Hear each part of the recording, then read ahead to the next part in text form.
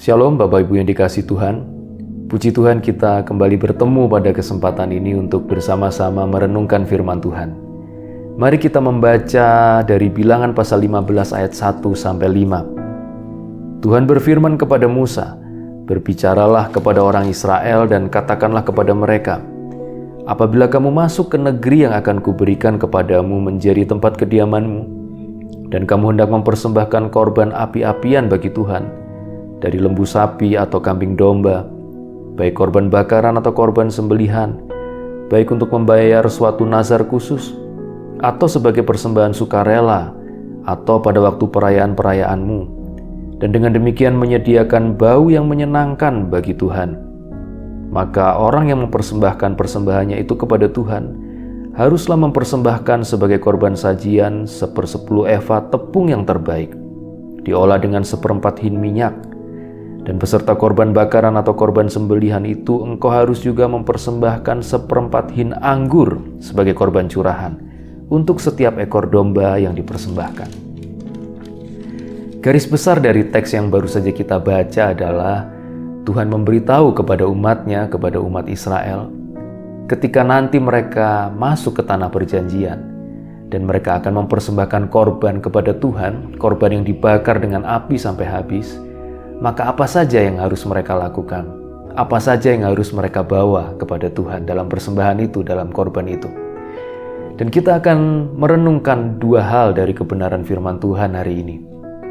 Yang pertama adalah janji Tuhan tidak pernah gagal. Janji Tuhan tidak pernah gagal. Mari kita baca kembali Bilangan pasal 15 ayat 1 dan ayat 2. Tuhan berfirman kepada Musa, "Berbicaralah kepada orang Israel dan katakanlah kepada mereka, apabila kamu masuk ke negeri yang akan kuberikan kepadamu menjadi tempat kediamanmu," dan seterusnya. Sebelumnya di dalam pasal 14, kita bisa membaca di sana catatan tentang ketidaksetiaan Israel kepada Tuhan. Tentang bagaimana mereka bersungut-sungut kepada Tuhan, bagaimana mereka memberontak dan tidak taat kepada Tuhan. Latar belakang dari peristiwa itu adalah dalam pasal 13. Ketika itu Musa mengirim 12 orang pengintai untuk melihat situasi di tanah Kanaan yang akan mereka duduki, yang akan mereka masuki. Tanah perjanjian yang sudah dijanjikan oleh Tuhan itu. Tetapi ternyata 10 dari 12 pengintai itu memberikan laporan yang negatif, yang akhirnya membuat orang Israel menjadi putus asa, menjadi takut. Mereka kehilangan harapan untuk bisa masuk ke tanah perjanjian itu. Dan sebagai akibatnya, maka di dalam pasal 14, orang Israel memberontak kepada Tuhan. Mereka bersungut-sungut kepada Musa dan Harun. Mereka ingin mengangkat seorang pemimpin yang lain untuk menggantikan Musa, untuk membawa mereka pulang kembali ke Mesir. Dan bukan saja mereka bersungut-sungut protes kepada Musa dan Harun, mereka juga protes kepada Tuhan. Mereka memiliki pikiran dan prasangka yang buruk kepada Tuhan.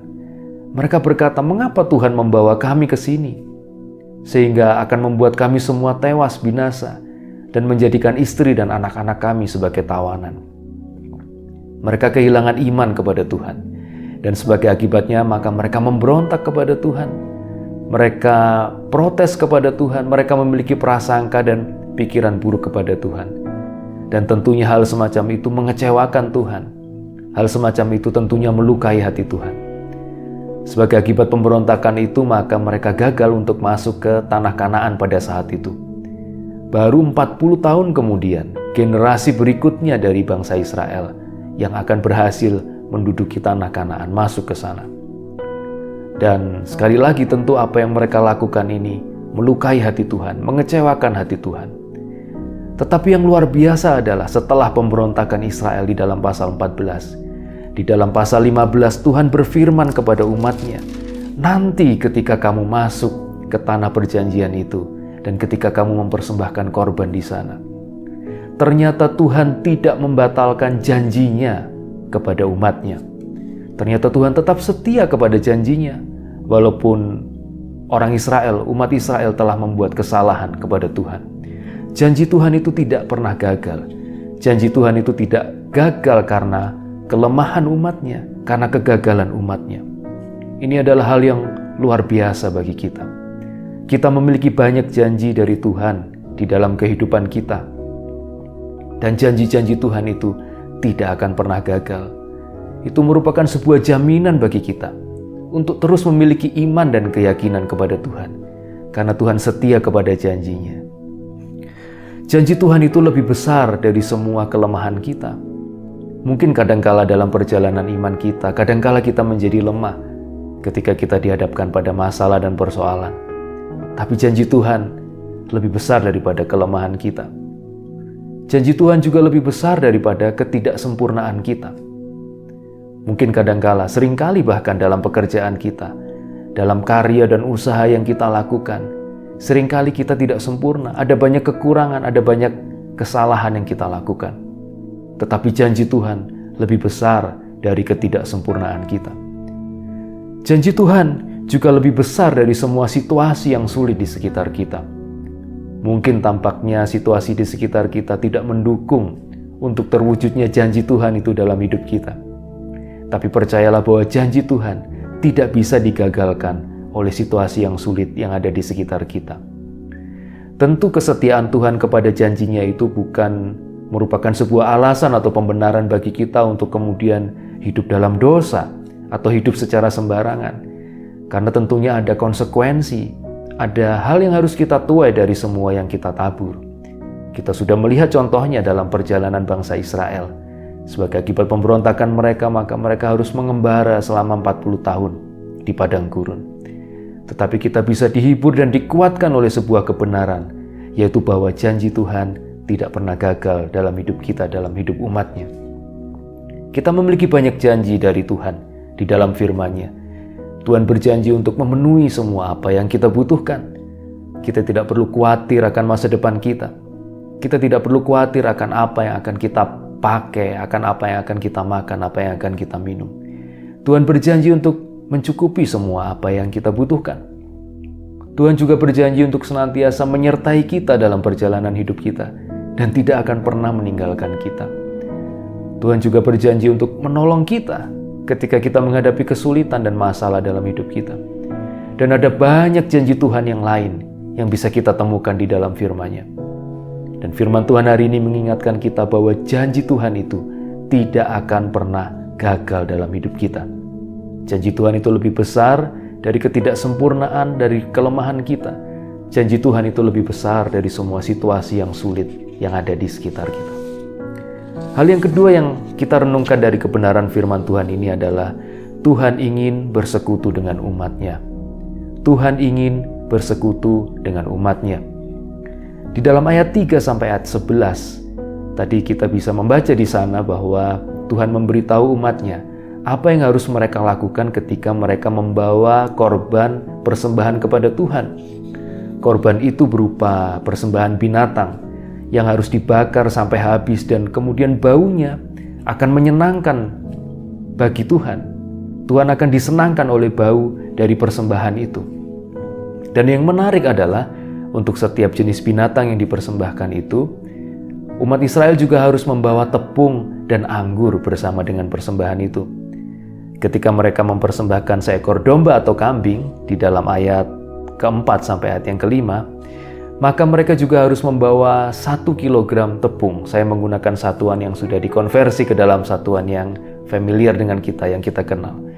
Ketika mereka membawa domba atau kambing, maka mereka harus juga membawa 1 kilogram tepung yang diolah dengan 1 liter minyak. Selain itu mereka juga harus membawa 1 liter anggur. Kemudian ketika mereka membawa persembahan berupa domba jantan, kita bisa melihat itu di ayat 6 dan ayat 7, maka mereka juga harus membawa 2 kilogram tepung yang diolah dengan 1,5 liter minyak. Dan juga mereka harus membawa 1,5 liter anggur. Dan apabila persembahan itu berupa seekor lembu, kita bisa lihat itu di ayat 8 dan ayat 9, maka mereka juga harus membawa 3 kilogram tepung yang diolah dengan 2 liter minyak. Selain itu mereka juga harus membawa 2 liter anggur. Apa maksud dari jenis-jenis bahan, jenis-jenis yang dibawa di dalam persembahan ini? Tuhan ingin memberikan gambaran kepada umat-Nya bahwa Tuhan ingin bersekutu dengan mereka seperti Dua orang yang sedang duduk di satu meja, makan sehidangan, makan dalam satu meja. Kita bisa lihat itu, tepung menggambarkan makanan pokok bagi mereka yang harus ada dalam hidangan makanan. Makanan pokok pada saat itu adalah roti yang diolah dari tepung. Kemudian juga ada daging, baik itu dari domba jantan atau lembu, sebagai bagian dari hidangan dalam sebuah jamuan makan. Dan ada anggur sebagai minuman dalam sebuah jamuan makan. Itulah yang ingin Tuhan sampaikan dan Tuhan gambarkan kepada umatnya. Ketika nanti mereka masuk ke tanah perjanjian, maka Tuhan ingin bersekutu dengan mereka, seperti Tuhan sedang makan sehidangan semeja dengan umatnya. Ini adalah sebuah kebenaran yang luar biasa.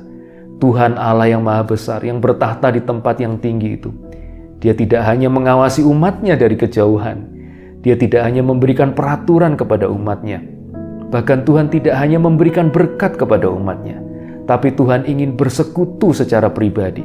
Tuhan ingin menjalin relasi secara personal yang demikian dekat dengan umatnya, seperti ketika dua orang sedang makan bersama di dalam satu meja, di dalam satu hidangan. Tuhan tidak memanggil kita, umatnya, hanya untuk memberkati kita. Tuhan tidak memanggil kita dan memberikan janji-janjinya kepada kita hanya supaya kita dapat menikmati hidup yang menyenangkan. Tetapi lebih dari itu, Tuhan mau supaya kita bersekutu dengan Dia. Dan ini adalah merupakan sebuah hal yang istimewa, sebuah anugerah yang besar bagi kita.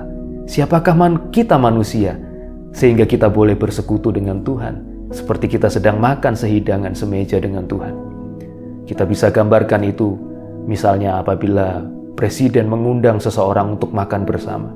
Tentu itu merupakan kehormatan, tentu itu merupakan suatu keistimewaan yang diperoleh oleh orang itu untuk mendapat undangan makan dari seorang presiden.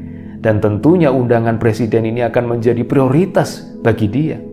Sesibuk apapun jadwalnya, sebanyak apapun aktivitas yang harus dia kerjakan, maka dia akan menyingkirkan itu semua untuk dapat memenuhi undangan dari presiden itu. Demikian juga bagi kita, undangan dari Tuhan bagi kita untuk bersekutu dengan Dia. Seharusnya kita sadari sebagai sebuah anugerah yang besar dan menjadi sebuah prioritas bagi kita, menjadi hal yang paling penting yang bisa kita lakukan dalam hidup kita. Tetapi kadangkala kita kurang menyadari akan hal itu. Kadangkala kita kurang menyadari pentingnya atau istimewanya anugerah Tuhan itu. Kita kurang menghormati undangan Tuhan itu, sehingga kemudian kita larut dalam kesibukan kita. Kita mungkin bahkan malas untuk bersekutu dengan Tuhan. Firman Tuhan hari ini mengingatkan kita bahwa Tuhan ingin bersekutu dengan kita secara pribadi. Dan itu merupakan sebuah hal yang istimewa, sebuah anugerah yang kita terima dari Tuhan. Oleh karena itu dalam setiap perjalanan hidup kita setiap hari, mari kita senantiasa mengarahkan hati kita kepada Tuhan. Kita senantiasa dekat dengan Tuhan setiap hari sebagai bentuk persekutuan kita dengan Tuhan. Kita tetap menjaga persekutuan kita, doa kita, penyembahan kita, perenungan kita akan firman Tuhan. Dan setiap hari kita senantiasa menjaga hati kita agar senantiasa dekat dengan Tuhan. Apabila dalam perjanjian lama, persekutuan dengan Tuhan itu menggunakan sarana korban binatang. Pada saat itu, korban binatang merupakan sarana untuk pengampunan dosa, tapi juga merupakan sebuah sarana untuk dapat datang dan bersekutu dengan Tuhan. Tetapi bagi kita sekarang yang hidup di masa anugerah, kita bisa datang dan bersekutu dengan Tuhan karena Kristus telah menebus kita. Dulu sebelum kita mengenal Tuhan, kita adalah seteru Allah.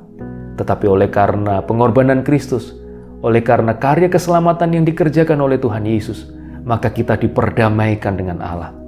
Dan karya penebusan Kristus itu adalah dasar bagi kita untuk kita bisa bersekutu dengan Tuhan.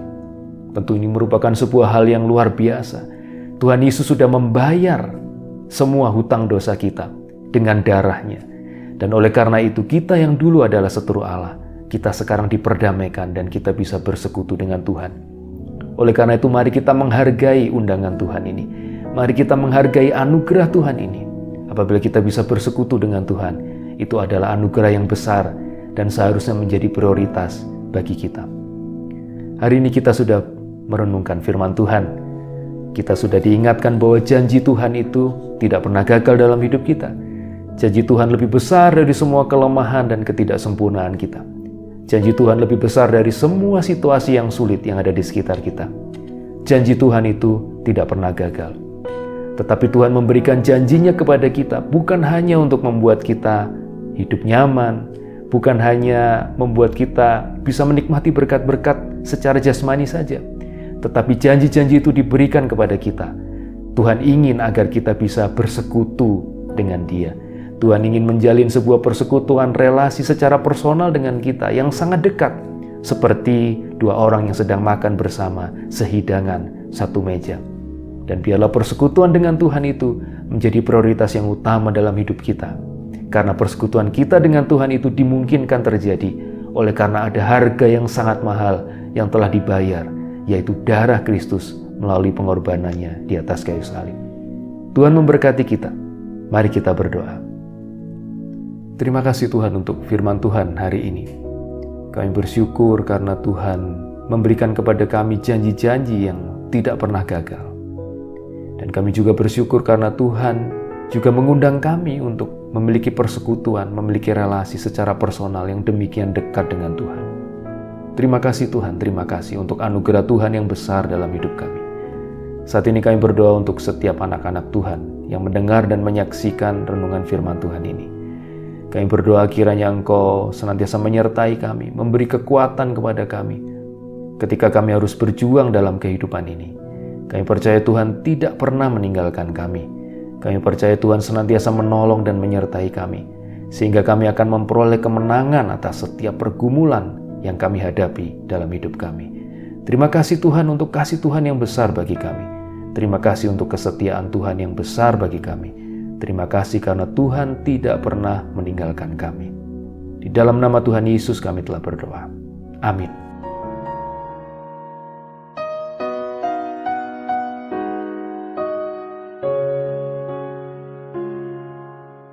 Engkau yang lebih tahu cara untuk membuka jalanku. Lebih mengerti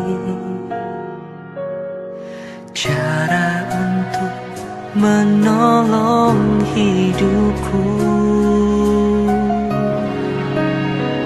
Ku percaya Kau Tuhan yang tak pernah gagal, menjadikanku lebih dari pemenang.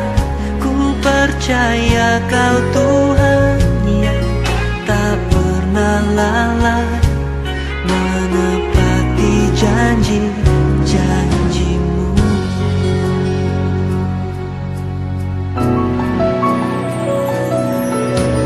Engkau yang lebih tahu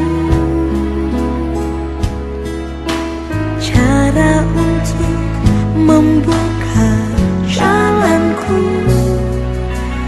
Engkau yang lebih mengerti, Engkau yang lebih mengerti cara untuk menolong hidupku. Ku percaya Kau Tuhan yang tak pernah gagal, menjadikanku lebih dari pemenang. Ku percaya Kau Tuhan yang tak pernah lalai, menepati janji-janji-Mu.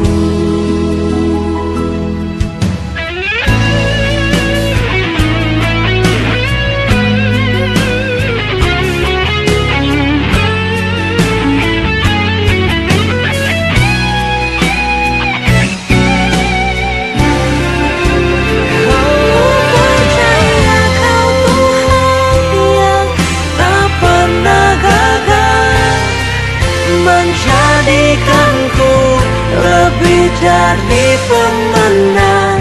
Ku percaya Kau Tuhan yang tak pernah lalai, menepati janji-janji-Mu. Ku percaya